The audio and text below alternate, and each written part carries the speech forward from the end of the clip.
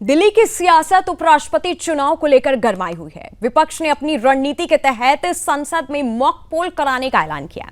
दावा यह किया जा रहा है कि इस प्रक्रिया से सांसद वोटिंग पद्धति को समझेंगे और किसी तरह की गलती या क्रॉस वोटिंग की संभावना नहीं रहेगी। लेकिन बड़ा सवाल यह है कि विपक्ष की यह कवायद आत्मविश्वास का प्रतीक है या हार के डर से उठाया गया कदम। आंकड़े साफ कहते हैं कि एनडीए की उम्मीदवार राधाकृष्णन को बहुमत का फायदा है।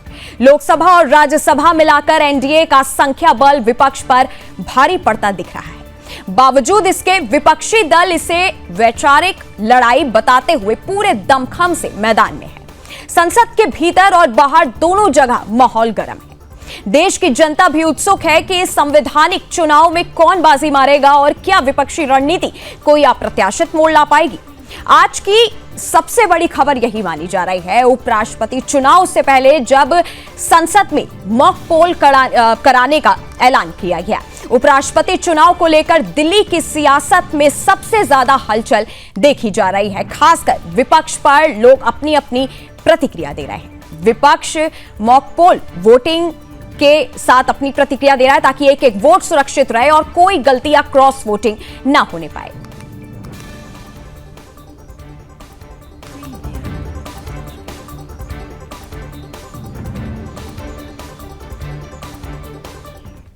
और इसी खबर पर हमारे साथ राजनीतिक विश्लेषक जुड़े हुए हैं।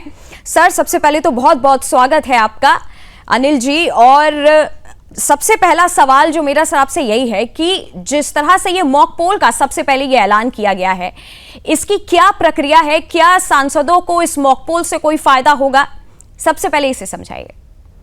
नंदिनी जी, एक बात बताइए, जो सांसद चुन के आया है क्या उसको वोट कैसे डाला जाए ये भी नहीं पता होगा? ऐसा माना जाना चाहिए क्या? ये ठीक है, ये मॉक पोल के जरिए ये देखना चाहता है विपक्ष कि कितने सांसद इस मॉक पोल प्रक्रिया में हिस्सा लेते हैं जी। बेसिकली ये सांसदों को सिखाने का वजह से नहीं है, तो ये देखना चाहते हैं कि हमारे यहाँ से कोई क्रॉस वोटिंग तो नहीं होगी, क्योंकि मॉक पोल कराने से क्रॉस वोटिंग तो रुक जाएगी इसका तो कोई अंदेशा नहीं है। क्रॉस वोटिंग जिसको करना होगा वो जरूरी थोड़ी कि वो आज भी नहीं आएगा, वो आज आ सकता है, वो आज आएगा, मॉक पोल में भाग लेगा, लेकिन उस दिन जिस दिन कल वोटिंग होगी उस दिन वो चाहेगा जहां भी वोट कर सकेगा। यहाँ पे तो पार्टी व्हिप भी लागू नहीं होता।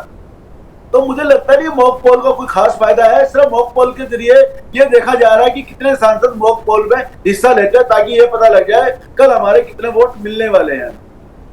जी अनिल जी, इस बार एक तरीके से देखा जाए तो एनडीए और विपक्ष के उम्मीदवार दोनों आमने सामने हैं।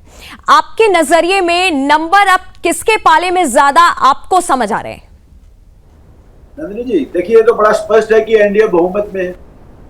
इसमें लड़ाई इस बात की नहीं है कि एनडीए का उम्मीदवार जीतेगा या इंडी गठबंधन का उम्मीदवार जीतेगा।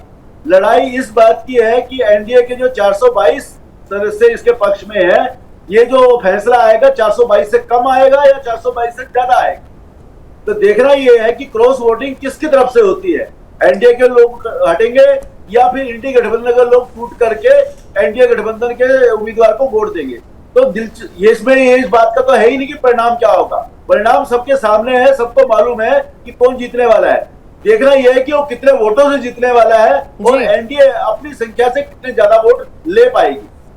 जी बहुत बहुत धन्यवाद अनिल जी हमारे साथ जुड़ने के लिए।